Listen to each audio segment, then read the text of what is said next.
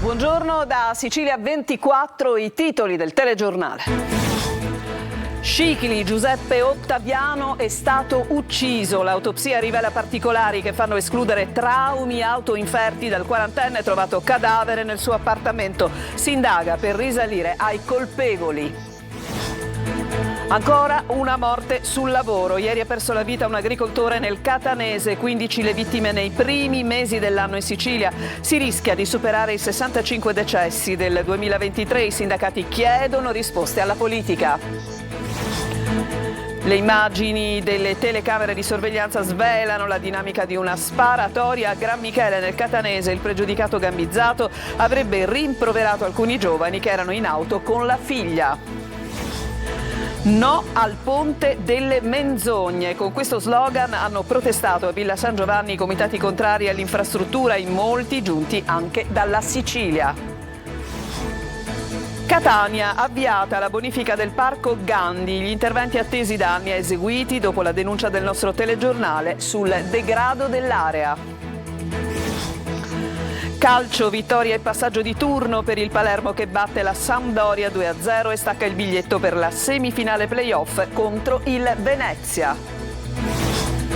Tifosi in fibrillazione a Catania per la gara di ritorno contro l'Atalanta, Under 23 in un Massimino sold out. In palio i quarti di finale playoff alle 19:30, l'appuntamento su Telecolor con diretta stadio.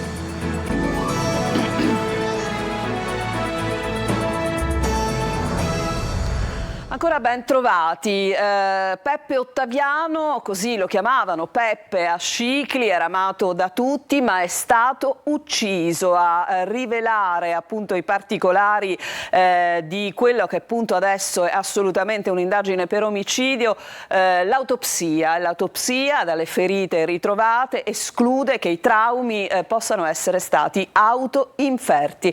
Adesso si indaga appunto per risalire ai colpevoli. Veronica Barbarino.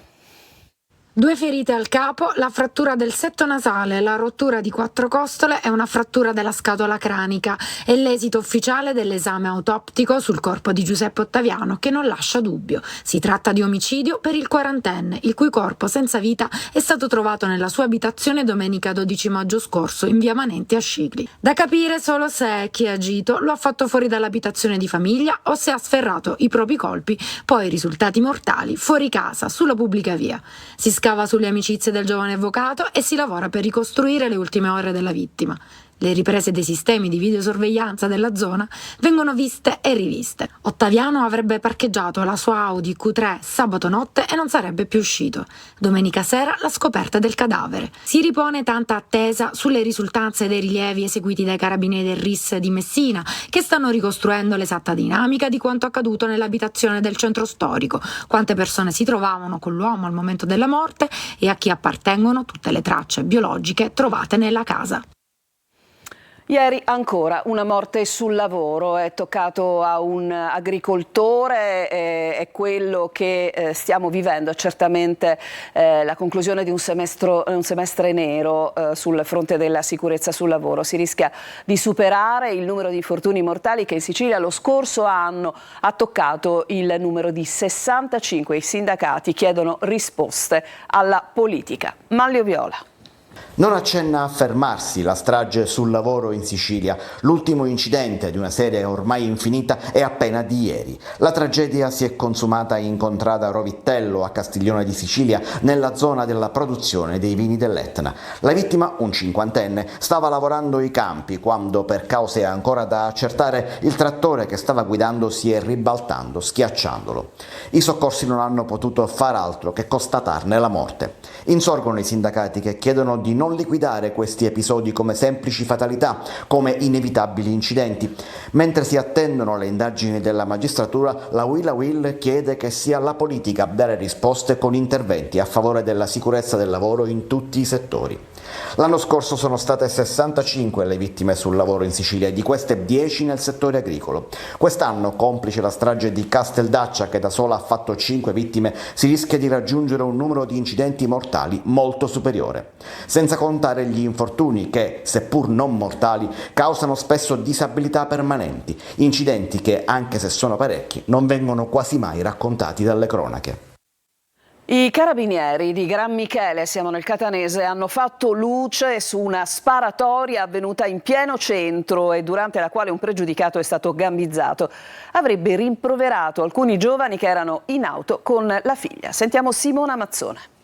Settembre dello scorso anno, un gruppetto di giovani pregiudicati in piazza Carlo Maria Carafa, Gran Michele, nel Catanese, riuniti intorno alle 22. All'improvviso alcuni colpi di pistola squarciano il silenzio, un uomo cade a terra colpito da 2 pallottole ad entrambe le gambe. La corsa al pronto soccorso dove il 40enne pregiudicato riferisce che gli avrebbero sparato in una zona periferica a causa di una relazione amorosa. Ma i carabinieri non gli credono e partono le indagini anche grazie ai sistemi di videosorveglianza che fanno chiarezza sull'accaduto. Proprio quella mattina il 40enne avrebbe avuto un acceso diverbio con 2 uomini di 26 e 23 anni dopo aver notato la presenza della propria figlia in auto con i 2. Le avrebbe detto di scendere e in preda all'ira avrebbe schiaffeggiato i ragazzi sottraendo il veicolo al più giovane. In serata poi l'incontro con la vittima per la riconsegna dell'auto e successivamente i colpi di pistola sparati dal 26enne a distanza ravvicinata. Grazie ai filmati i carabinieri sono riusciti a risalire all'identità delle persone coinvolte. La perquisizione a casa del giovane che ha premuto il grilletto ha portato alla luce 2 pistole, entrambe di proprietà del nonno, tra cui una berretta semiautomatica compatibile con quella utilizzata durante la sparatoria. Notificato il provvedimento di obbligo di dimora al 24enne, invece il 23enne è stato rintracciato e arrestato in Germania, mentre il 26enne che avrebbe materialmente sparato alla vittima è stato arrestato al porto di Palermo appena sbarcato da un traghetto proveniente da Genova. Andiamo a Catania, vi mostriamo le immagini. 3 persone sono rimaste ferite in un tentativo di rapina effettuato poco dopo le 13 in una rivendita di tabacchi in via Leucatia 62. Ad agire è stato un giovane malvivente che con il calcio della pistola ha colpito alcuni clienti per poi scappare in direzione del castello di Leucatia. Sul posto 2 ambulanze. Sulla vicenda indagano i carabinieri che stanno sentendo alcuni testimoni. Restiamo a Catania, non condividendo gli ultimi sequestri di cavalli nel quartiere Picanello e villaggio Dusmet usati per le corse clandestine, un influencer 60enne ha incitato sui social alla ribellione. Nel post si legge: riuniamoci e facciamogli guerra in una piazza, cosa ci possono fare? Ci arrestano, tanto poi ci rimettono in libertà. Guerra volete, guerra facciamo. L'uomo è stato denunciato per istigazione a delinquere. I filmati pubblicati dall'influencer erano stati visualizzati da più di 40.000 persone. Andiamo a Inoponte che oggi hanno protestato sul versante calabro con lo slogan "No al ponte delle menzogne". Tanti anche i partecipanti a questa manifestazione arrivati dalla Sicilia, ma sentiamo Francesco Triolo.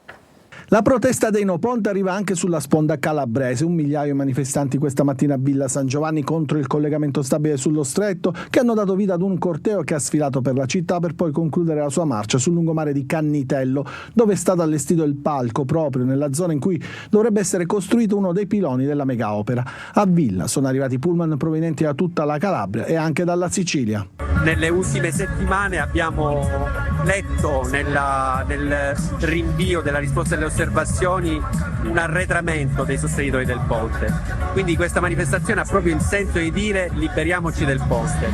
Non basta più fermare il ponte in qualche modo l'abbiamo fermato e da 20 anni lo fermiamo. Oggi va tolto dal futuro, dall'orizzonte del nostro territorio.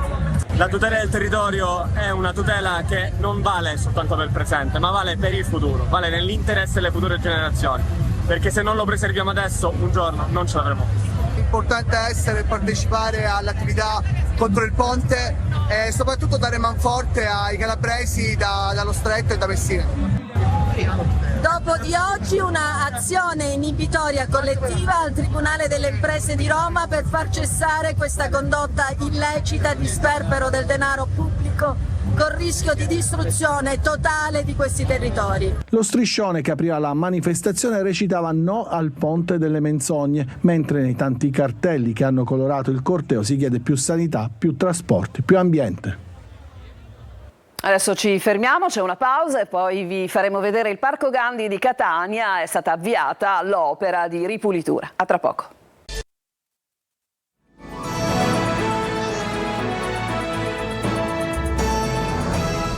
da parte di Sicilia 24 a Catania, dove è stata avviata la bonifica del Parco Gandhi. Gli interventi erano attesi da anni. La settimana scorsa avevamo documentato il degrado dell'area, altre criticità segnalate da voi telespettatori in via Milo, ma sentiamo Tonino De Mana. La settimana scorsa avevamo denunciato lo stato d'abbandono del Parco Gandhi, letteralmente ricoperto dalla vegetazione e con i giochi praticamente inutilizzabili. Oggi vi mostriamo altre immagini decisamente più gradevoli e più dignitose. Dopo il nostro servizio denuncia scaturito dalle molteplici segnalazioni giunte in redazione, il Comune di Catania ha avviato un intervento straordinario di pulizia per rendere il parco più accogliente. Operai della Multiservizi in azione per rimuovere le erbacce e tagliare i rami secchi che rischiavano di cadere al suolo. L'operazione di bonifica, iniziata nel fine settimana, proseguirà lunedì con la pulizia dell'altra metà del parco, dove ci sono grossi alberi secolari. Dal Parco Gandhi, che finalmente sta ricevendo le giuste attenzioni, ci spostiamo in via Milo, dove alcuni telespettatori hanno segnalato più di una criticità. È rovente la nostra linea di WhatsApp 342 74 55 005 e sono frequenti le segnalazioni per le fronde non curate degli alberi che nelle ore serali oscurano l'impianto di illuminazione e per i marciapiedi che in molti punti sono invasi dai rovi, costringendo i pedoni a servirsi della sede stradale con il serio rischio di essere investiti da auto o bus in transito. E non passano inosservate alcune auto in sosta, sempre in via Milo e sempre a Catania. Adesso la musica è palermitana, la migliore DJ donna d'Italia si chiama Claudia Giannettino, ve la facciamo conoscere nel servizio di Eva Spampinato. Una console, le braccia del pubblico alzate, le tracce audio da mixare ad arte è un mestiere, quello del DJ, che da oltre 20 anni Claudia ha fatto proprio, rompendo gli schemi di un mondo molto maschile e imponendosi tra le prime donne alla regia. Da Palermo agli Oscar italiani della disco music, il passo non è stato breve, ma significativo. Penso che per il talento e le capacità non ci sia genere. Claudia Giannettino vince i Dance Music Award 2023, il più importante riconoscimento del genere in Italia, nella categoria Miglior Woman DJ. È la prima siciliana ad ottenere un primo posto. A livello proprio geografico, Palermo, la Sicilia è un po' lontano dal centro nevralgico della musica, dell'intrattenimento, per cui ricevere questo premio è stato veramente un grande traguardo per un artista in generale siciliano. Maestra di matematica e scienze di giorno, apprezzata DJ di notte, la passione nasce durante i pomeriggi giovani in discoteca.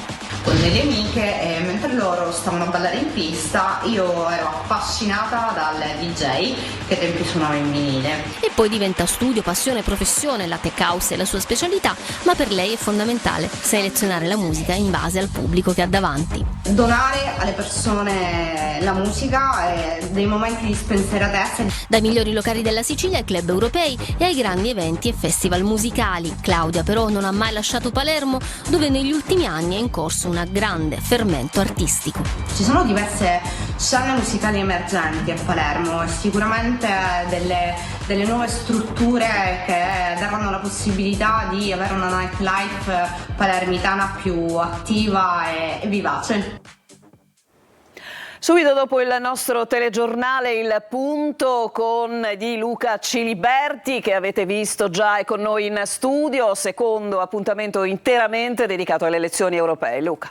Buongiorno Roberta, buongiorno ai telespettatori. Da una musica a un'altra direi di tutt'altro genere.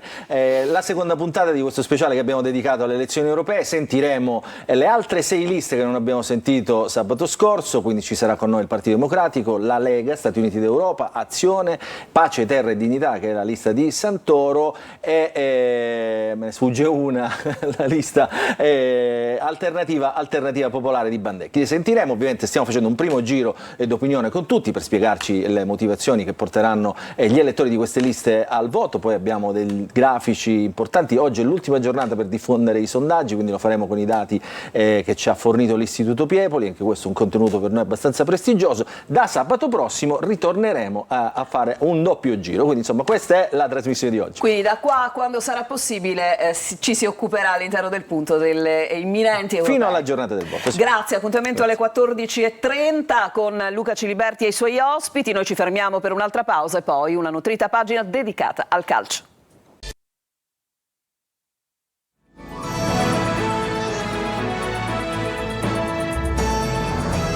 Eccoci al calcio, vittoria e passaggio del turno per il Palermo che ieri ha battuto la Sampdoria 2-0 e dunque stacca il biglietto per la semifinale che giocherà contro il Venezia. Sentiamo Marco Gullà. Il Palermo vince, convince, passa il turno e adesso sogna in grande. Al Barbera contro la Sampdoria non c'è stata partita. Rosanero che vincono 2-0 con la doppietta di chi non ti aspetti, Diakité.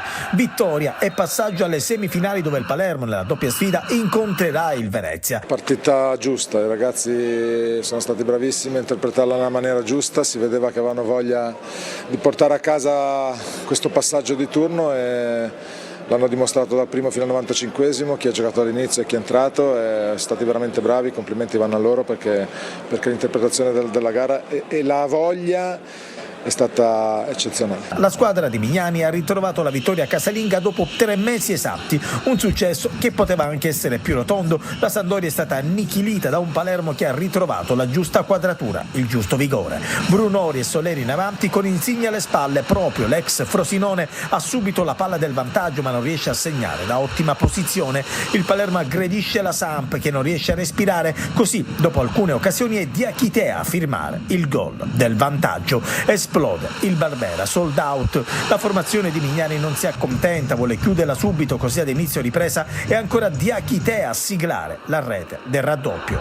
I blu cerchiati sono al tappeto, in rosa, forti del doppio vantaggio, giocano bene, si sono lasciati alle spalle i problemi della regular season. La Samp ci prova ma non accorcia, così è Di Francesco a segnare la rete del 3-0 ma è in offside. Il Palermo gestisce lo score nel finale e non rischia più nulla. Lunedì arriva il Venezia per l'andata della semifinale playoff. Servirà un'impresa, il Palermo però ha risposto presente e vuole giocarsi le sue carte. E adesso subito al servizio di Marco Carli che ci fa il punto a poco prima dell'appuntamento tanto atteso di questa sera al Massimino, un stadio da tutto esaurito per la gara di ritorno dei rossazzurri contro l'Atalanta Under 23. Sentiamo.